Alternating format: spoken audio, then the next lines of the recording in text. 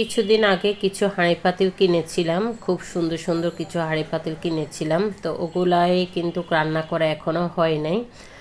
ইচ্ছা করে না কিন্তু রান্না করতে, ওগুলাকে মনে হয় যে সাজিয়ে রাখি। আসলে নতুন যাই কিনি না কেন এমনই মনে হয় যে একটাও ইউজ করব না, সবগুলা কিন্তু রেখে দিব। তো পরবর্তীতে কিন্তু আসলে ওই কথা হয় না, যে নতুন হাঁড়িতেও রান্না করতে কিন্তু অনেক ভালো লাগে। নতুন হাঁড়ি নতুন যে কোনো জিনিস ইউজ করতে খুব ভালো লাগে। তো চলেন আপনাদের সাথেও শেয়ার করি। আসসালামু আলাইকুম, সবাই কেমন আছেন? নিশ্চয়ই ভালো আছেন। আমরা আলহামদুলিল্লাহ আছি, ভালো আছি। আজকে দেশি মুরগি দিয়ে আলু দিয়ে রান্না করব।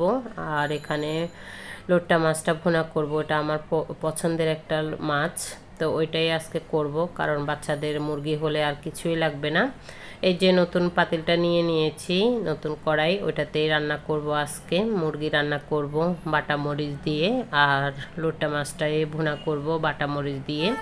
দুটাই রান্না করব আজকে বাটা মরিচ দিয়ে। খুবই মজা হয়, মনে হয় যে আজকে কয়েকদিন অনেক ভালো মন্দ খাচ্ছি। এই বাটা মরিচ দিয়ে কিন্তু তরকারি রান্না করলে এত মজা লাগে কি বলবো আর। তো সুন্দর করে আমি দুইটা চুলাতে দুইটা বসিয়ে দিচ্ছি, কারণ আজকে এই দুইটা জিনিসে হবে। আর আগের কিছু সবজি রান্না করা আছে, এই জন্য আর কিছুই রান্না করব না। বাচ্চাদের তো মুরগি হলে আর কিছুই লাগবে না। আর আমার জন্য কিন্তু এইটা, আমার আর আপনাদের ভাইয়া রান্নাটা কিন্তু আজকে এইটা মাছটা উনিও খুব পছন্দ করেন।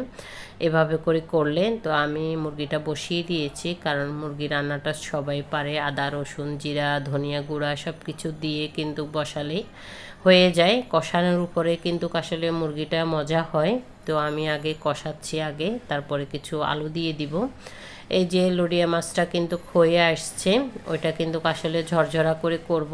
তো ওইটা ভেঙে এমনিতেই যায়, মাছটা একদমই নরম। এই মাছটা যারা যারা খান অবশ্যই বলবেন। তো অনেকে কিন্তু ফ্রাই করে খায়, অনেকে কিন্তু অনেকভাবে খায়, কিন্তু আমাদের থেকে এমনই ভালো লাগে।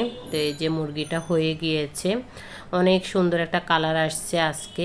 আজকে না, এমনিতেই মুরগির কালার রান্না করলে খুব সুন্দর আসে, তরকারিটাও খুবই মজা হয়। রান্না করে খাওয়া দাওয়ার পরে কিন্তু সন্ধ্যাবেলা চলে আসছি রান্নাঘরে আবারও। তো আসলে সন্ধ্যা একটু ছোলা বুট খাবো, এই জন্য চিন্তা করেছি যে ফ্রিজে যেহেতু সিদ্ধ করা আছে একটু ভেজে নিই। তো এখন সব কিছু দিয়ে কিন্তু ভাজতেছি। অনেক দিন পরেই কিন্তু এই ছোলা মুড়ি খেতে কিন্তু ইচ্ছা করতেছে।